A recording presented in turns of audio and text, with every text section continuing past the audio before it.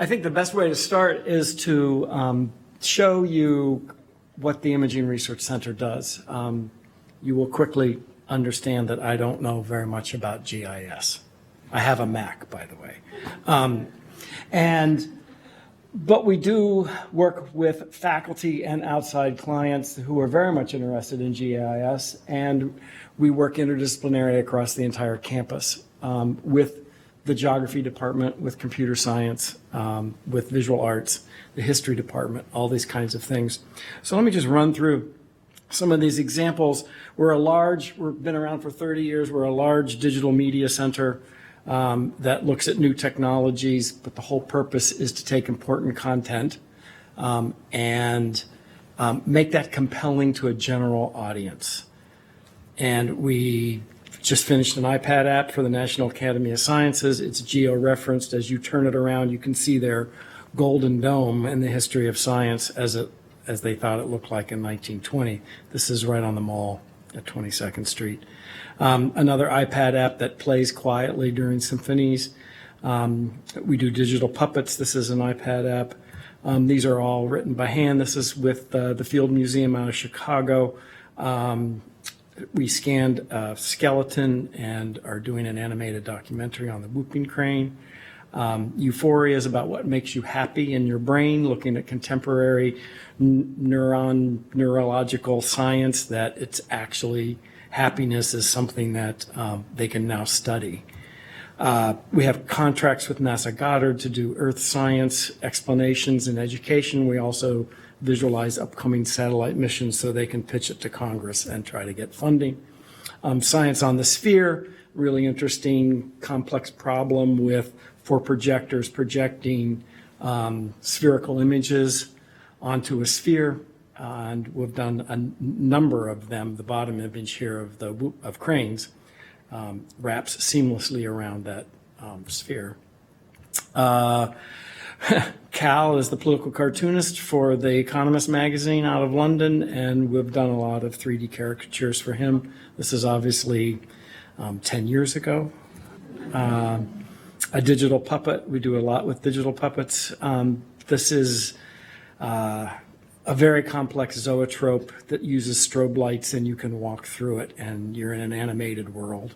But we're doing a lot with maps, and these are coming out of the History Department, American Studies Department, various groups around. This is Baybrook, which is south of Baltimore, and it's just looking at the boom and bust cycle of 20th century industry, where big companies would move in, the neighborhoods would build up around it. Now those companies are gone, and the neighborhoods are falling apart, basically. But the neighborhood can come in and leave tags and leave information. There's a lot of digital stories going on. I could bring up all these sites. This is an interesting site. This is why I was sort of talking to Alan about. This is Sherman's March, but it's a really interesting look at not where Sherman was exactly. It's looking at how the American people look at, if you are African American, if you were a slave, if you were a northern soldier, if you were a southern soldier, if you're a tourist today, if you're into Gone with the Wind, you have all these different sort of perceptions. And there's a map, 5 maps, and they're all aligned, and you can pick your map. And then you have the Tom slider down at the bottom that allows you to see the site, but a pin shows up at some important thing, and then you're able to see the 5 different perspectives of a southern plantation owner, a northern soldier, a slave, and sort of look at that event from 5 different perspectives. A project that's trying to bring together artists with communities in Baltimore. This is all social media based. We built the site, and they're taking it over. All those little pins are being dropped by communities and artists. A woman who's studying French cinema in the 1960s and equating famous actresses and what they did and where directors would shoot what part of Paris and what did that mean. And we're looking at a lot of different ways of using maps as a way to access very complicated databases, which you know very well. You're at the great Kiva we've done a lot Casa Rinconada. Every feature That's is Robert organized Redford. in relationship to the sky. We worked with Robert Redford. The south doorway is to the sun at noon. No, I can't turn him off. The north doorway is to the North Star. The large timbers supporting the roof are located. I can stop him. There we go. Chaco Canyon was a 1-hour documentary on the mysteries of Chaco Canyon, and we visualized numerous of those cities out there. They're aligned to the 19-year cycle of the moon. This is a project with MIT. This is a synagogue that Louis Kahn designed. It was never built, but we built it and put in characters, a host walking around talking about what this synagogue would have looked like in Jerusalem in the 1960s. Cohn Sisters Apartments. If you're from Baltimore, you may know the Cohn Sisters and the BMA collection. This is like a video game. Everything is built. The statues are scanned 3D, and you're able to tour around through the apartments. We've done a lot of architectural rebuilding. This was looking at planned cities for the Maryland Historical Society. The top is Greenbelt, which we rebuilt and rendered it out based on silkscreen poster styles that advertised Greenbelt at that time period. Annapolis, there's the courthouse in Annapolis, rendered out in a sort of hand-colored, stippled lithographic style that would have been done at that time. We did something for the BMA. This will be of interest to you. This is a very well-known drawing by Latrobe of the Capitol that he was building, and we have rebuilt the terrain of Washington, D.C., and we also know where he was standing, so we were able to rebuild the whole environment and then try to do a line drawing style based on his sketch. And this was all for a PBS documentary that ended up not using this. They were idiots. But it's really interesting in how this is done, that you're not trying to do a photorealistic style. This is for Claire. There's Thomas Jefferson's Lombardy poplars that he planted. We're going up Pennsylvania Avenue now to the Capitol. This is 1812.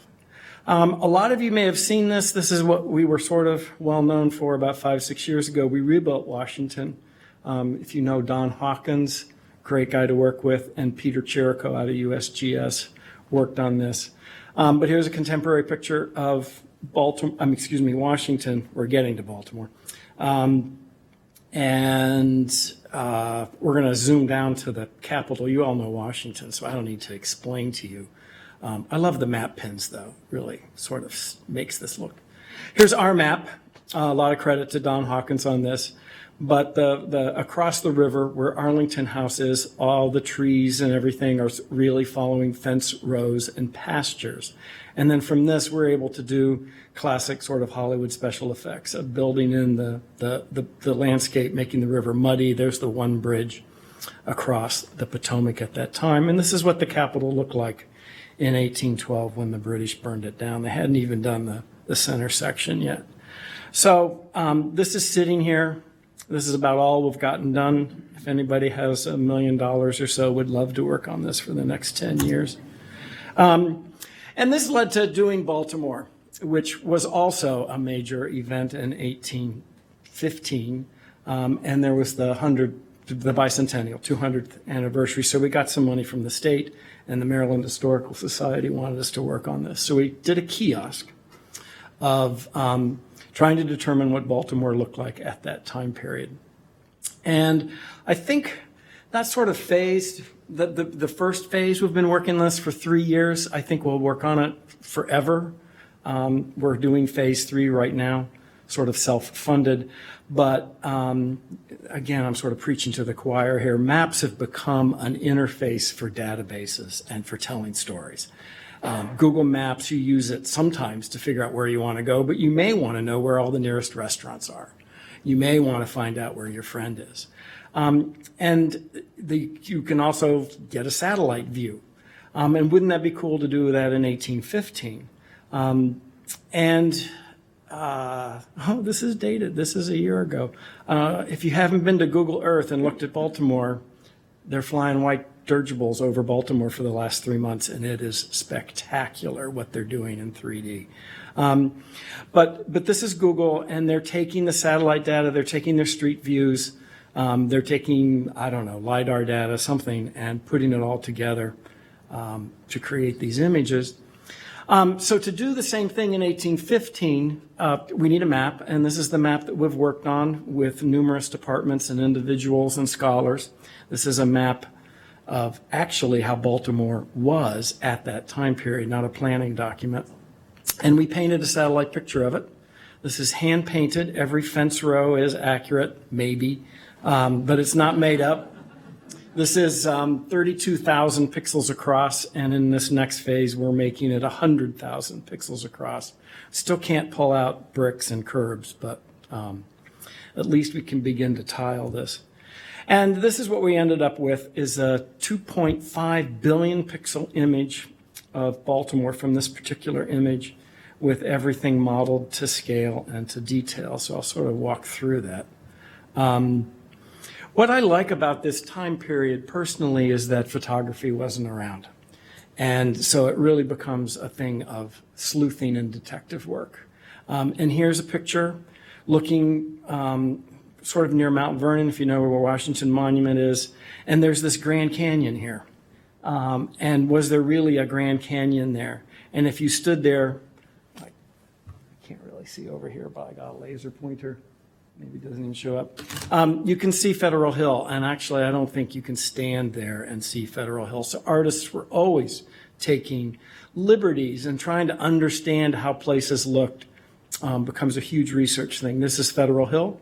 We are standing where the Science Museum is, looking towards the rusty scupper past Federal Hill. Was it that big? Was it that steep? All those kind of questions.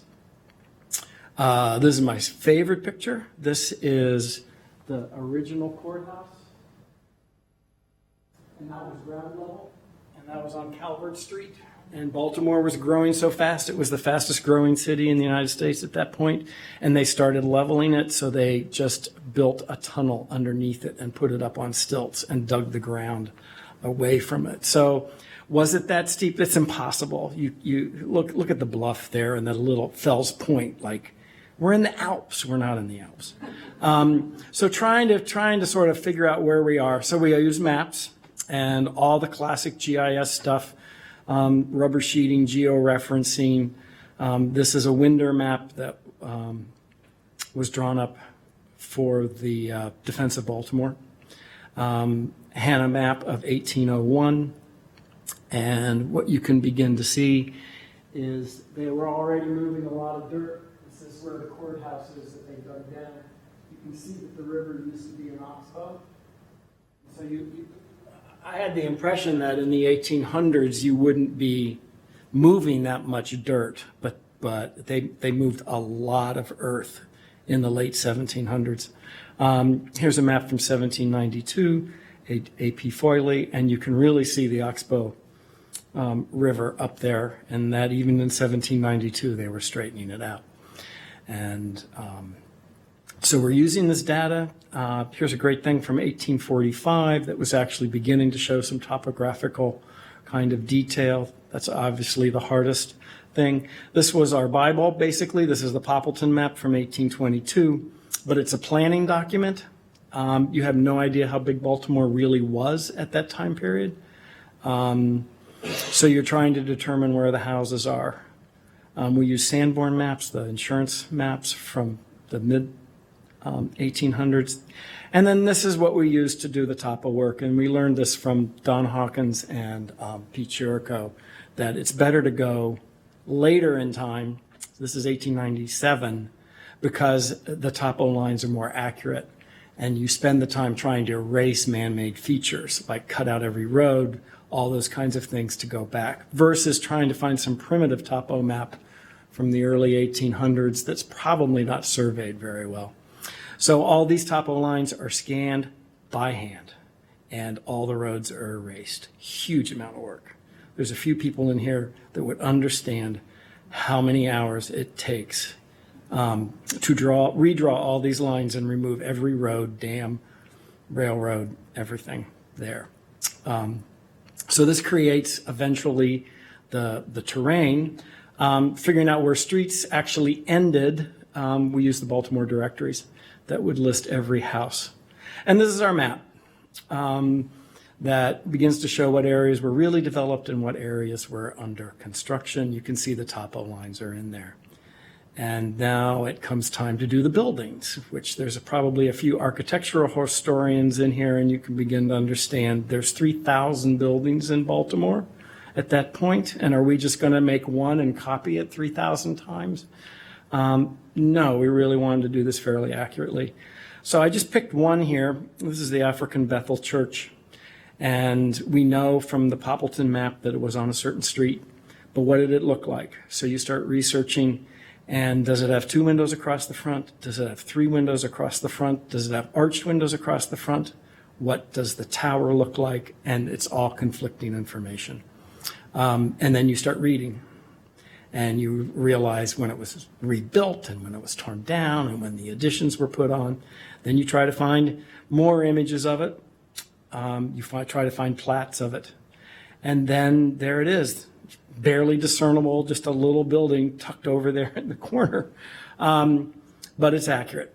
So that's probably 3 to 5 days, 2,999 to go. A lot of work to build the content for this. This is where we were a year ago. This is on the kiosk at the Maryland Historical Society. You can see that the textures are pretty low, and we don't have a lot of all the stuff that makes life go. And so this is a current test that we just did last week, getting more ships in and everything. And this is all 3D, by the way. We're trying to build this for the future. You could fly around this. You can go down into it. I sort of feel like we're building a stage to be able to tell stories on. And the Maryland Historical Society piece is just one viewpoint. But it's a huge amount of work. We probably have 20,000 discrete objects in this scene right now. And you can imagine the weeks it takes to render this out. So you can hear more about the IRC at our website. It's really simple, irc.umbc.edu. And this is a kiosk, but we put it online because it's running in a web browser. It only works really well in Chrome. So what I'm going to do is get out of this, and I'm going to have the same problems that Claire and Alan had in getting this to load. So these plus and minus signs look pretty gross and pretty big. That's because this is designed for an ADA compliant kiosk. And so you need big buttons to hit. But here is the view we picked. And what I like about this view is actually we're sort of looking to the south. This is the first, I didn't grow up in Baltimore. I've lived there for 30 years. And in the current Baltimore, you don't really understand why Fort McHenry is where it is. It's just everything is filled in and built up. And now you can really begin to see here's Fort McHenry out here. And here's the little city tucked in here. You can turn on the contemporary view. If you know Baltimore, you can see how small it was. There's Camden Yards. Here's the Raven Stadium. There's Johns Hopkins Hospital, which is totally built up. Patterson Park is on filled. Canton is entirely built on top of water. There's 95, the tunnel. There's Mount Vernon, Meyerhoff. You can begin to see where things are. And then we played around a little bit with, you can navigate this, obviously, and it's really set up for a touchscreen. Can I use there we go. You can zoom way in to any object or, hang on. This is not built for a tablet. Let me go back to actual size here. There we go. Here, I'll just use the hotspots. You can zoom into Fort McHenry. And this is why it's a 2.5 billion pixel image. Hotspots bring up information where you can get more information about a particular item. We can go to the shipyards, sort of a cool movement. Makes it sort of enticing to explore around. So you can move yourself, panning left and right, exploring, zooming in, and really begin to understand. So hopefully over the next 10 years, this will grow and get more elaborate, and you'll see different aspects of it. Thank you.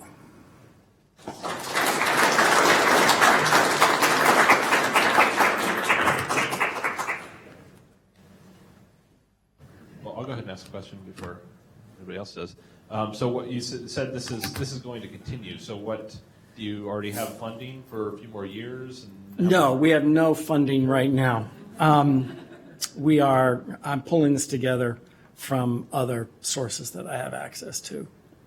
Because it's important. I think, you all know this, you have to work with the general public. Alan talking about story maps.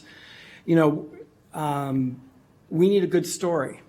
We need 10 good stories, and those stories can drive funding.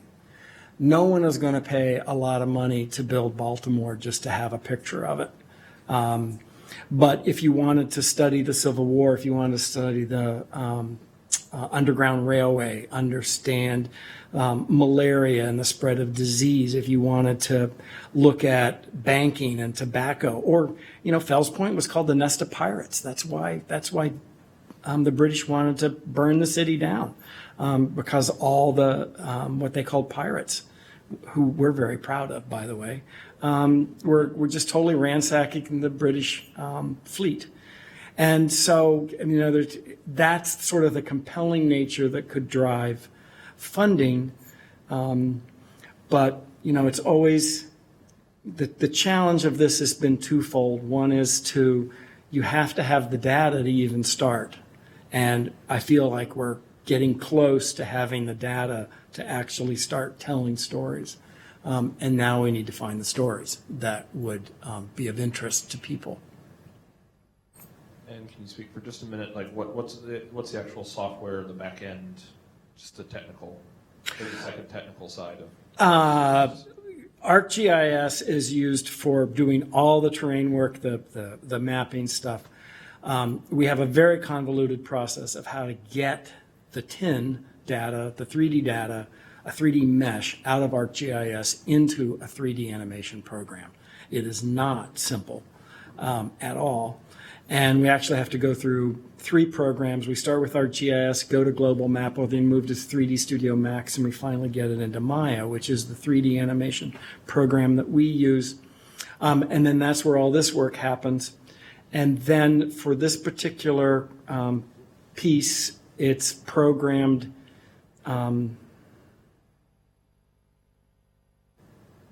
DirectX. It's just web. This is just web. It's Java, and we had to write our own program to do all the tiling and the zooming in because we couldn't find anybody who was willing to share their software or purchase the software. And we have graduate students in computer science who are just desperate to take on Google,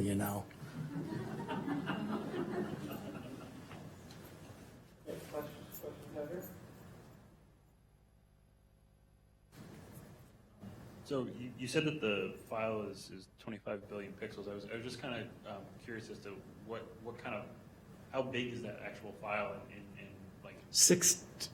I don't know. It's around 64,000 pixels across. And then it's tiled down. There's like five layers of detail. But you have to have the big one to start with. Right. I meant like space and like memory. Oh, gigs? Yeah. No, there's something very surprising. That's why I'm stalling. And I'm not the programmer. It takes 15 minutes to open it up in Photoshop on an $8,000 Mac, if that gives you any information.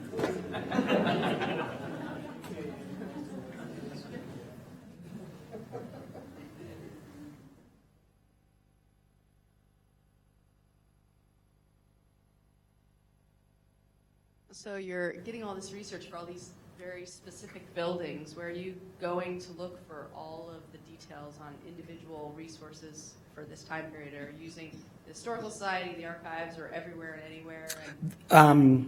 We have about 15 what we call hotspots. I actually don't like that word. But they were based on what the Maryland Historical Society had in their collection. This was for the Maryland Historical Society, funded by the state of Maryland.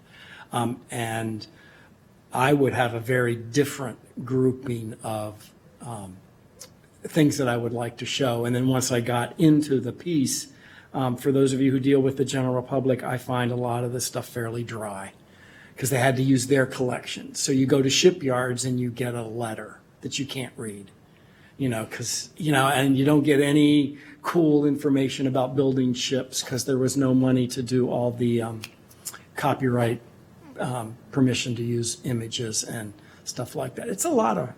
You all know this. And to do the research, did you use students to help culminate all that and go through it to build the project? No, that was the responsibility of the Maryland Historical Society. And so they gave us exactly what we used and we copied and pasted it in.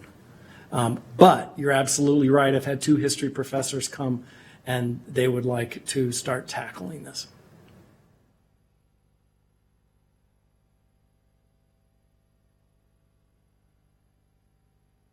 Okay, thank you very much. Thank you very much.